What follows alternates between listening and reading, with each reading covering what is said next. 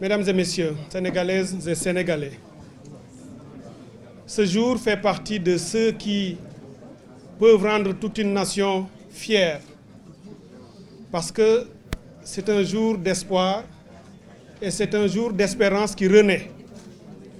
Le monde entier nous a observés ces dernières semaines face à cette agression de Macky Sall, agression contre le peuple sénégalais, agression contre notre constitution. Et le monde se demandait comment le peuple sénégalais réagirait. Et nous avons montré au monde que nous sommes capables de réagir. Nous sommes un peuple de refus, un peuple digne et debout. Nous venons de chanter l'hymne national. Les mots que nous avons dits ont rarement eu autant de portée et de signification. Épaule contre épaule.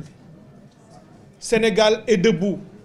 Nous sommes aujourd'hui debout sous le drapeau pour faire face et défendre la République, pour défendre l'état de droit, pour défendre l'éthique.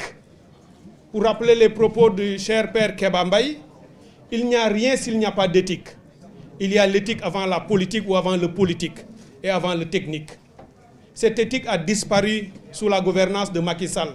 C'est ce que nous voulons faire renaître. C'est pour cette raison que je voudrais vraiment du fond du cœur remercier et féliciter ces hommes et ces femmes qui ces derniers jours, ces dernières semaines ont travaillé d'arrache-pied à mettre en place ce front, ce grand front. Ils se sont sacrifiés, ils ont chacun et chacune lâché du lest pour offrir au peuple sénégalais cet espace de résistance. Résistance citoyenne, résistance patriotique, résistance républicaine pour avoir gain de cause et faire partir Macky Sall dans les meilleurs délais et sous les meilleures conditions possibles. Sous les meilleures conditions parce qu'on ne laissera pas Macky Sall détruire ce pays en partant. Il faut que nous le sachions.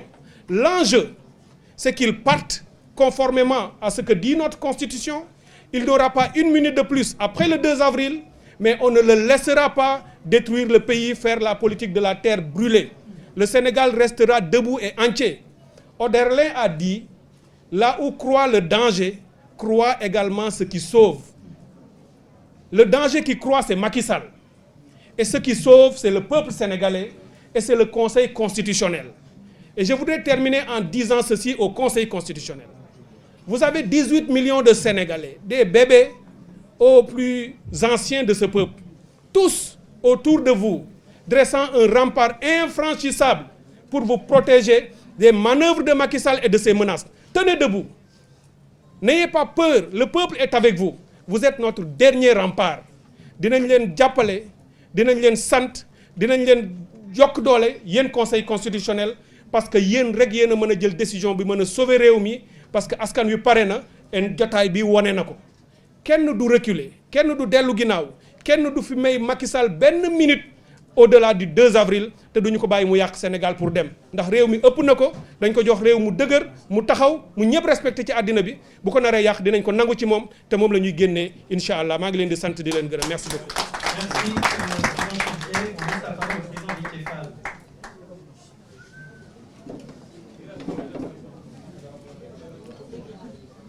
Asalaamaaleykum. Comme ni que les candidats qui m'ont précédé ni ñu ko defee jaale sunu mbokk yi nga xam ni démb ci chavirement bi am Ndar am na ñu ci seeni waa kër ñàkk seen bakkan am ñu ci blessé wu di ñaan sunu borom ci mbaaxam ñu dajeek njéggalam ak yërmandeem te mu xaral leen ci àjjana yi gën a kawe. Le président Macky Sall a rêvé avant-hier en nous invitant à son dialogue de vivre en face une opposition divisée. Aujourd'hui, à coup sûr, il va vivre le cauchemar de voir l'opposition avec les forces vives unies pour lui faire face. Et c'est ça la hauteur qu'il faudra saluer mooy bu waxtu jàkkaarloo ak ki yàq jote ku nekk fàtte sa bopp mën a nekk ci li nga xam ni moom la askan wi di xaar ndaxte askan wi li muy xaar mooy ay dirigeants yu jub ay dirigeants yu bëgg réew mi ay dirigeants yu mën a fàtte seen bopp mais ay dirigeants yu leen di fàttaliku nekk seen wet tout le temps.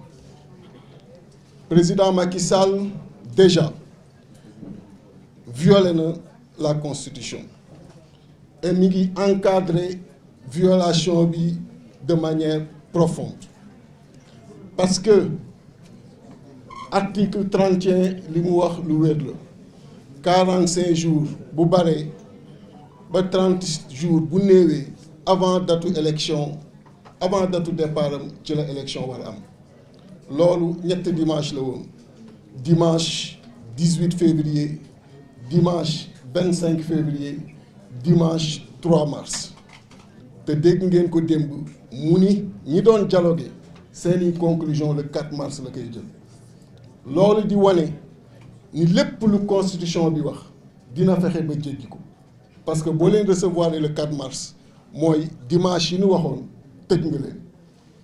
tëj nga leen pour tëj bunt yi nga xam ni succession dina mën a am soit par ñi Sénégalais yi fal soit par le président de l'Assemblée nationale bi nga nee doo démissionner loolu day tekki ni yaa ngi bàyyi benn porox ndoolu rek mooy noo toogee après le 2 avril te bu kenn réeree mbir ni heure bu jógee pour bañ a respecter li muy wax ci lay demee demander un avis au conseil constitutionnel bu leen fàtte ni en 2016 bi mu demee ba narul respecter 5 ans yi mu waxoon bëgg def 7 ans ban moo la utiliser un avis au conseil constitutionnel moo tax tey bi ma gisee avis presse bi wax ko sans fàttali loolu laa gis ni jógaat na pour bañ a respecter sa parole parce que c'est un exercice simple kuy boroom xam-xam